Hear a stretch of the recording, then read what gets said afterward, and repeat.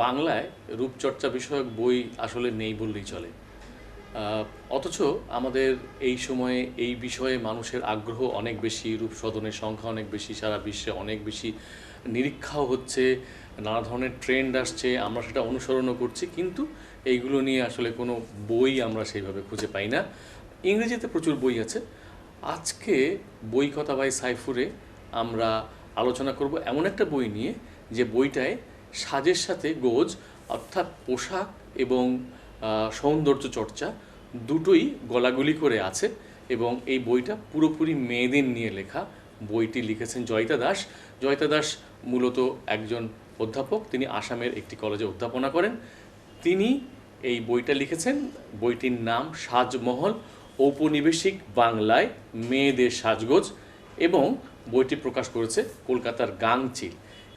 এই বইটিতে কয়েকটি অধ্যায় আছে। সেই অধ্যায়গুলো যেমন গোড়ার কথা মানে কিভাবে মেয়েরা মোটামুটিভাবে বলতে গেলে যে ক্রেতাদুরস্ত হয়ে ওঠার চেষ্টা করলো। তারা যে আগে ক্রেতাদুরস্ত ছিল না তা না, কিন্তু পোশাক পরিধানের একটা রীতি ছিল, সেই রীতি থেকে বেরিয়ে আসার বিষয়। বস্ত্র পুরাণ, গয়নার বাক্স, কামিনী কুন্তল কথা, অঙ্গরাগের 7-17, শ্রীচরণে সু। এই সু আসলে দন্ত স সু না, তালবস্ সু, অর্থাৎ জুতা নিয়ে কথা বলা হয়েছে। আর এছাড়া বিবিলিওগ্রাফি তো আছেই, আছে গ্রন্থঋণ, কতগুলো বই তিনি পড়েছেন এবং সেখান থেকে যেসব তথ্য বা বলবো যে তথ্যের মণিকাঞ্চন তিনি আহরণ করেছেন, এবং সেইগুলো তিনি এই বইতে সন্নিবেশিত করেছেন, সেই ঋণ তিনি শোধ করেছেন। যে যেগুলো বললাম, 6টি অধ্যায় তিনি লিখেছেন। বইটি 2015 সালে প্রথম প্রকাশিত হয়।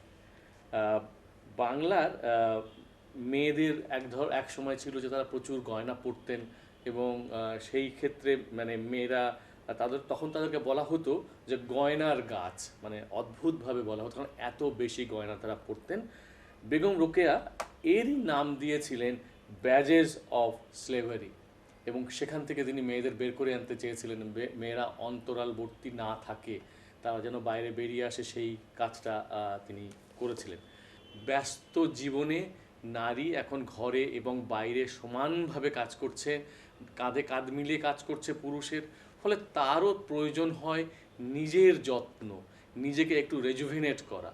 এখন এইটার জন্যে বাড়িতে যতটা সময় পাওয়া যায়, কিংবা বাড়িতে ওই ব্যবস্থা যতটা থাকে, তার থেকে বরং যদি সে একটু রূপসদনে যায়, সেখানে সব কিছুই পাওয়া যায় এক ছাদের নিচে।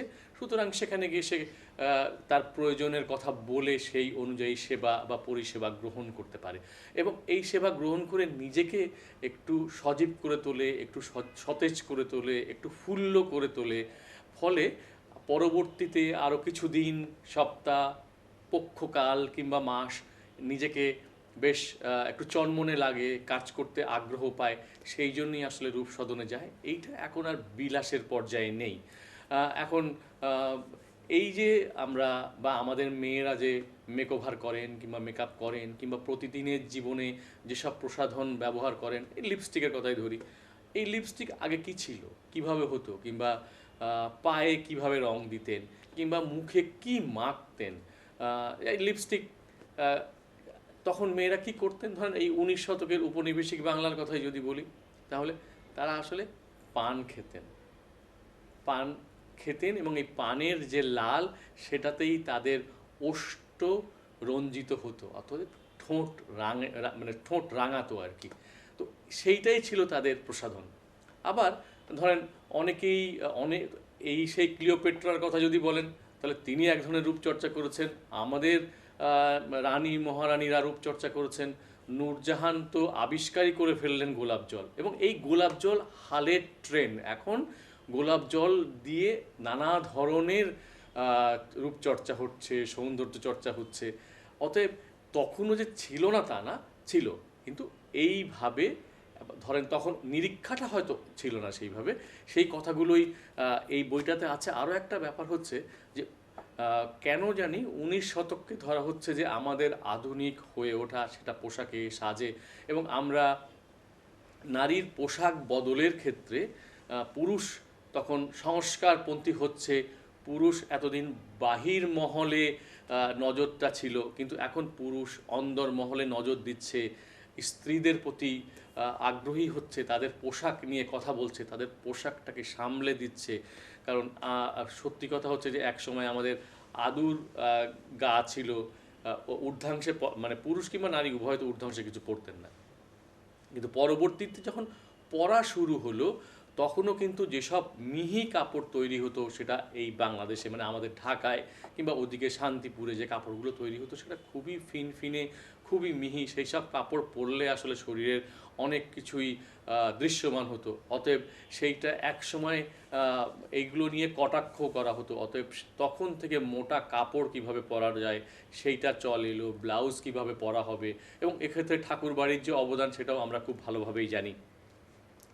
এইভাবে আসলে একটার পর একটা পরিবর্তনের মধ্যে দিয়ে আমাদের মেয়েরা যাচ্ছে, এবং আমাদের মেয়েরা বাইরে পা রাখছে।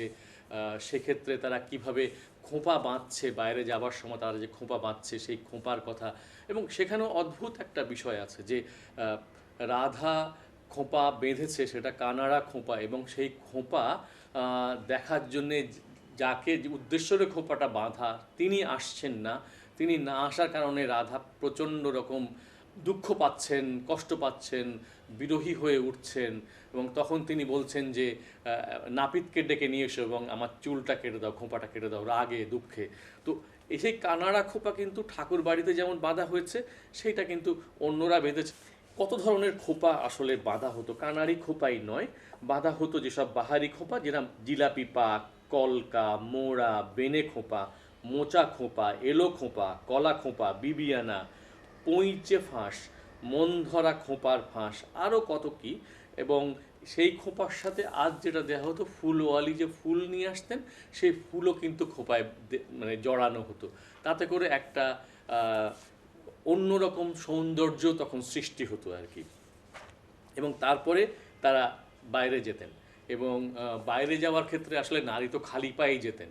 তাহলে তাদের শ্রীচরণে শুটা কিভাবে আসলো বা কিভাবে উঠলো সেটাও কিন্তু একটা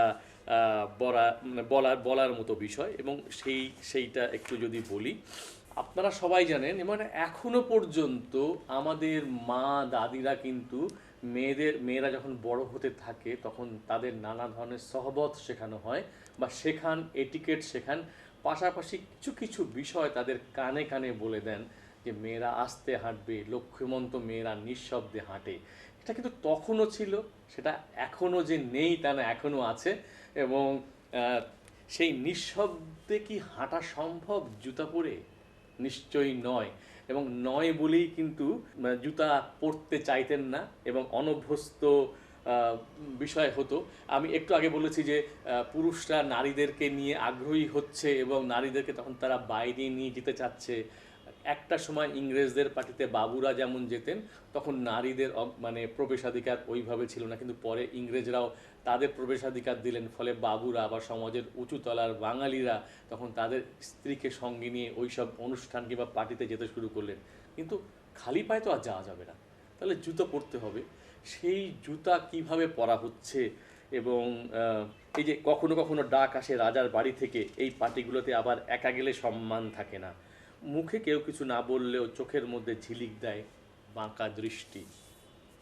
এইরকম তুচ্ছ তাচ্ছিল্য যেহেতু সহ্য করব না, অতএব স্ত্রীদের নিয়ে যাব। অতএব স্ত্রীদের যখন নিয়ে যাব তখন এই জুতা তো পরতে হবে মেয়েদের। 1836 সালে লর্ড অকল্যান্ডের আমলে বাঙালির জুতো পরার প্রতি এই নিষেধাজ্ঞা তুলে নেওয়া হলো। মানে আগে জুতো পরে যেতে পারতো না, এখন জুতো পরে যাবে। অতএব বাবুরা সোল্লাসে লাট সাহেবের বাড়ি সাহেবী জুতো পরে নিমন্ত্রণ রক্ষা করতে ছুটলেন।